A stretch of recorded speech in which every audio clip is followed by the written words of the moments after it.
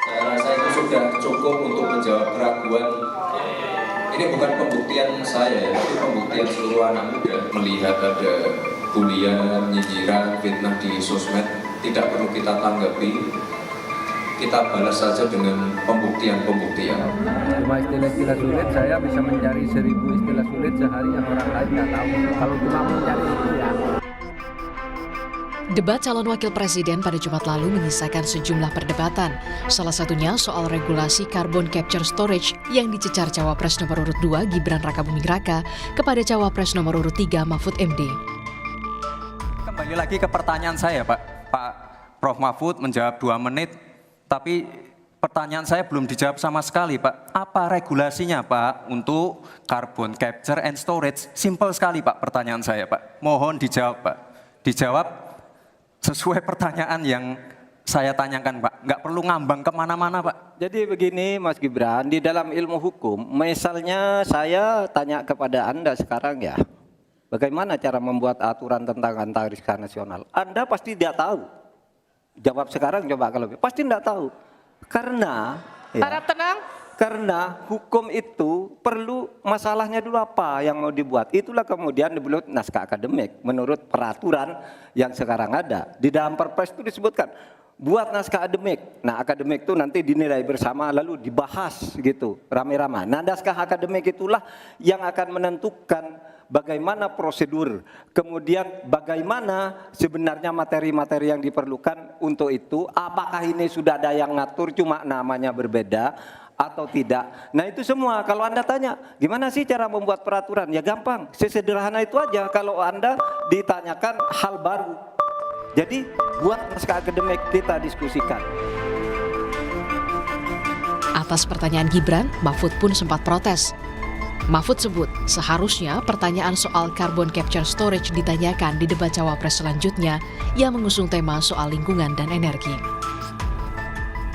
Anda mengingatkan agar kembali ke tema debat, karena tadi pertanyaannya itu carbon capture itu nanti debat keempat tanggal 21 Januari. Tapi saya tahu itu kan untuk menghindari tidak adanya regulasi sekarang ini agar tidak lagi terjadi penggundulan karena food estate seperti yang terjadi. Kami juga memohon agar Pak Anies. Juru kampanye iklim Greenpeace menyoroti soal teknologi carbon capture storage yang disebutnya solusi palsu mencegah pemanasan global dan krisis iklim di Indonesia. Calon-calon pemimpin kita. Pernyataan Greenpeace mengenai carbon capture storage adalah solusi palsu.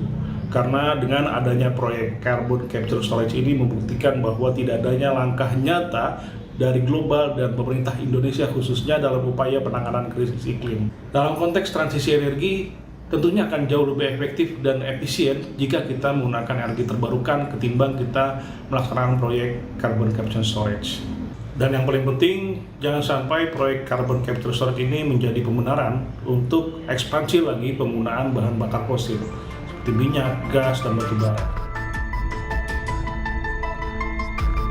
Mengutip situs Kementerian SDM, carbon capture storage merupakan salah satu teknologi mengatasi pemanasan global dengan cara mengurangi emisi CO2 ke atmosfer. Sebenarnya, permasalahan isu lingkungan dan energi terbarukan akan menjadi tema debat keempat yang diikuti oleh Cawapres. Tapi yang pasti ditunggu publik bukan sekedar mantap tarung gagasan, tapi juga solusi yang langsung berdampak dirasakan rakyat. Tim Liputan, Kompas TV. Saudara, salah satu yang mencuat di debat Cawapres pekan lalu adalah istilah CCS atau Capture Carbon Storage. Sebetulnya apa itu Capture Carbon Storage? Banyak yang menganggap ini adalah istilah yang sangat asing di mata publik, namun juga ada yang mengerti. Namun sebagian besar tidak mengetahui apa itu CCS. Kita langsung membahasnya, apa itu CCS, apa penggunaannya, dan mengapa ini menimbulkan pro dan juga kontra di tengah masyarakat. Kita langsung bergabung dengan, sudah ada narasumber, yaitu dari juru kampanye iklim Greenpeace Indonesia, Bondan Andrianu. Selamat sore, Mas Bondan. Seperti yang sebutkan saya tadi, bahwa capture carbon storage ini menimbulkan pertanyaan di tengah masyarakat. Secara sederhananya bisa dijelaskan kepada pemirsa Kompas TV, apa sebetulnya itu CCS, Mas Bondan? Ya, sebenarnya carbon capture storage menurut saya tadi sudah katakan bahwa ini adalah solusi palsu yang sebenarnya jadi pembenaran untuk pebisnis bahan bakar fosil ya, fossil fuel industries. Kenapa? Karena dengan adanya carbon capture storage itu jadi alasan bagi pengusaha fossil fuel untuk tetap menggunakan bahan bakar fosil. Caranya bagaimana? Jadi agar tidak mengemisikan, karbonnya itu ditangkap. Jadi capture and storage. Ditangkap sehingga tidak mengotori posisi di udara, mengemisi ke udara, tapi ditangkap. Kemudian juga di storage. Nah, ini masalahnya adalah karena ini menangkap karbon, kemudian juga menyimpan karbon, ini satu hal yang baru dan secara teknis ini sangat mahal, sangat sulit dilakukan. Bahkan di beberapa negara maju itu sudah meninggalkan proyek-proyek tersebut karena tidak terbukti efisiensinya mengurangi emisi gitu. Dan makanya di awal saya bilang jangan sampai carbon capture storage ini jadi pembenaran bagi pengusaha fossil fuel industri ya untuk tetap mengemisikan lagi. Padahal di dunia global sudah menjanjikan bahwa ya harusnya kita stop using fossil fuel kalau kita mau mengatasi krisis iklim. Itulah kenapa sebenarnya carbon capture storage ini jadi solusi palsu.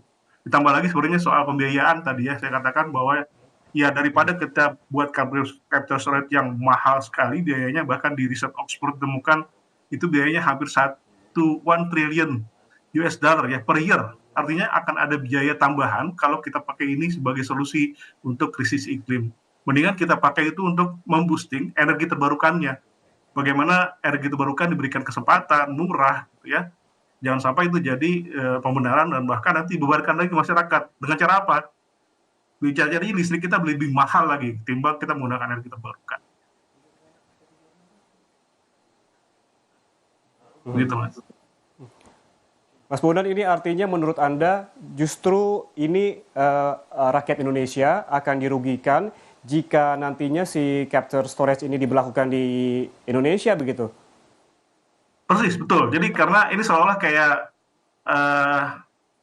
greenwashing ya kita bilangnya, karena seolah-olah membuat hal yang baru, yang bagus gitu ya, untuk solusi pemanasan global, solusi krisis iklim. Tapi kalau kita lihat di dalamnya secara teknis, dia hanya memindahkan karbon yang tadinya keluar gitu ya, ditangkap, dipindahkan, ditaruh di tempat yang kalau secara teknis bisa jadi di bawah, bahkan bisa dicampurkan menjadi bahan bakar gitu ya. Tapi intinya penggunaan bahan bakar fosil tidak ada pengurangan.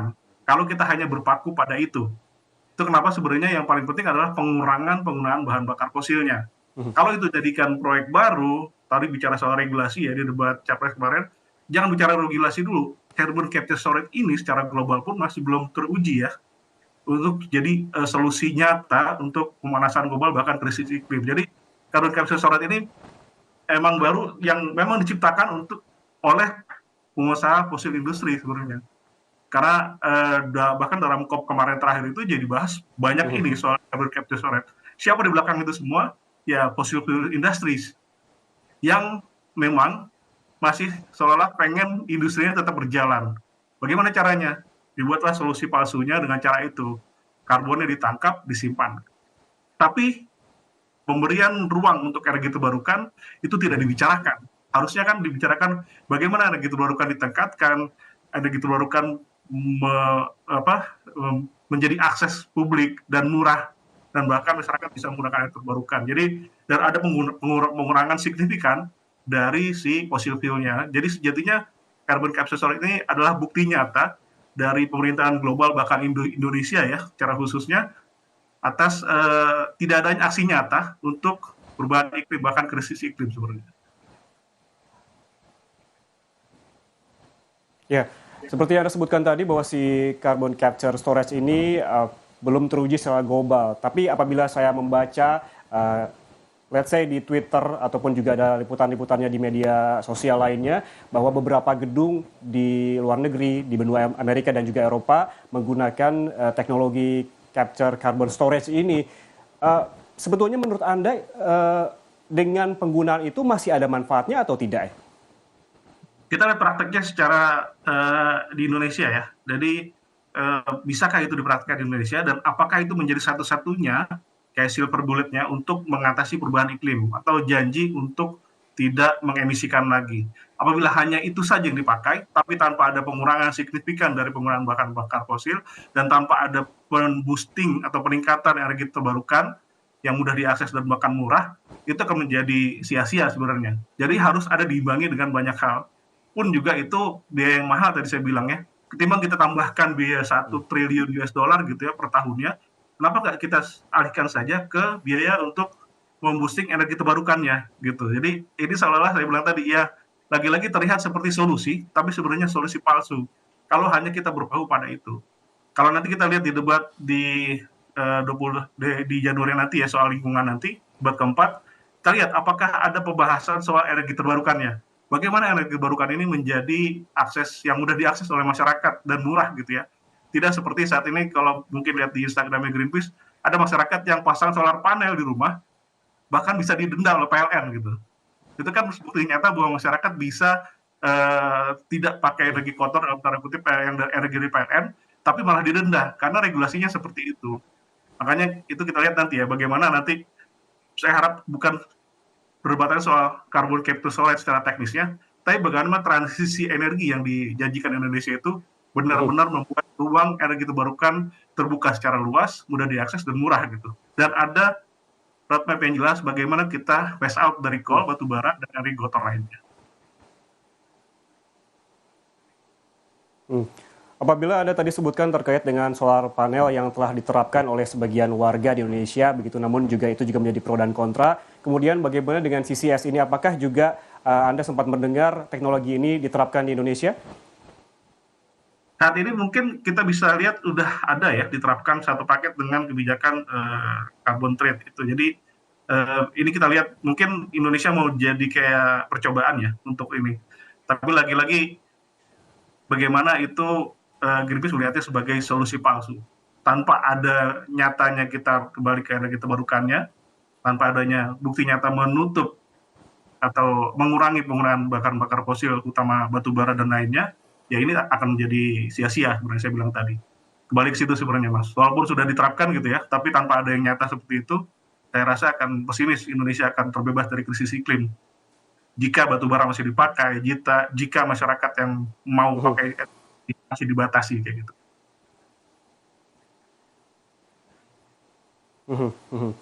Kalau Anda tadi sempat menyebutkan sejumlah kerugian begitu yang akan diterima oleh negara apabila CCS ini diberlakukan.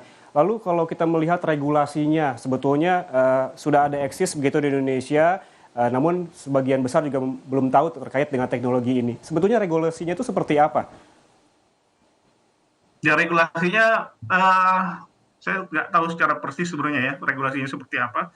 Tapi harusnya regulasi itu juga harus didampingi atau diiringi dengan adanya energi terbarukan yang saat ini masih digantung sebenarnya RUU EBT, rancangan undang-undang untuk energi baru dan terbarukan. Nah ini sayangnya yang saya khawatirkan adalah masuk dalam RUU EBT tadi atau rencana undang-undang untuk energi baru dan terbarukan karena ada kata barunya di situ dan terbarukan ya harusnya kan kalau cara terminologi harusnya renewable energy artinya energi terbarukan. Tapi di Indonesia regulasinya pakai term energi baru dan terbarukan. Mas Bondan, ini saya mendapatkan sedikit catatan sejumlah negara yang menggunakan teknologi ini. Ada Amerika Serikat, ada Kanada, sampai dengan Arab Saudi yang telah menggunakan teknologi ini. Hingga memulai proyek ini dari tahun 2015, artinya sudah sangat lama begitu. Dan memiliki kapasitas penampungan CO2 mencapai 0,8 juta ton. Artinya di negara lain, di sisi lain ada manfaat dan juga efek yang positif. Namun bagaimana jika ini diterapkan Indonesia begitu? Sementara negara lain juga masih menggunakan teknologi ini. Ya, saya baru baca beberapa literatur ya dari salah satu Oxford dikatakan bahwa carbon capture storage itu bukan hal yang mudah seperti di copy paste. Negara lain sudah pakai itu, kita copy paste di Indonesia dan tidak semudah itu ternyata. Jadi capture storage itu banyak hal teknis yang bisa dilihat visibility-nya sebenarnya bisa nggak dipakai di Indonesia atau di industri yang lainnya. Jadi tidak semudah itu. Negara lain berhasil, kenapa kita nggak pakai? Nah, Oxford sendiri mengatakan bahwa itu tidak semudah itu. Kita nggak bisa copy paste teknologi capture storage itu yang sudah dilakukan di negara lain. Katakanlah tadi sudah ada beberapa negara yang sudah melakukan, apakah itu implementasi di Indonesia? Ya kita lihat sebenarnya bagaimana visibility study-nya dan lainnya secara teknis apakah itu bisa dilakukan sebenarnya.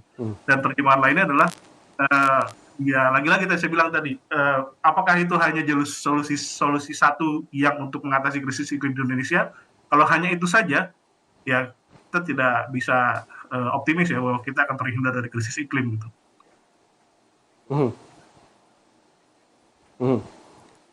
Mas Bondan, banyak sekali catatan dan juga kritisi Anda terkait dengan CCS ini. Lalu harapan Anda selanjutnya di debat selanjutnya terkait dengan lingkungan, apa yang Anda harapkan yang akan keluar ataupun muncul di perdebatan terkait dengan lingkungan? Anda tadi sempat menyebutkan ada teknologi-teknologi yang lebih murah dan juga efektif. Seperti apa? Ya, harapannya sebenarnya debatnya bukan lagi soal teknis, tapi bagaimana implementasi kita tidak lagi kecanduan penggunaan bahan bakar fosil sehingga kita punya roadmap yang jelas terhindar dari krisis iklim. Karena kita salah satu negara yang terdampak oleh krisis iklim, karena seperti di Pulau Jawa ini kita punya riset bahwa di seluruh pantai utara Jawa itu sudah mengalami peningkatan muka air laut karena juga ada penurunan muka tanahnya. Jadi itu karena apa? Salah satunya karena krisis iklim. Jadi kalau kita lihat nanti debat selanjutnya, harapannya itu sudah teknis bagaimana kita terhindar dari penggunaan bahan bakar fosil dan kita mengutamakan bagaimana energi terbarukan diprioritaskan dari segi budget, dari segi teknis dan segala macam.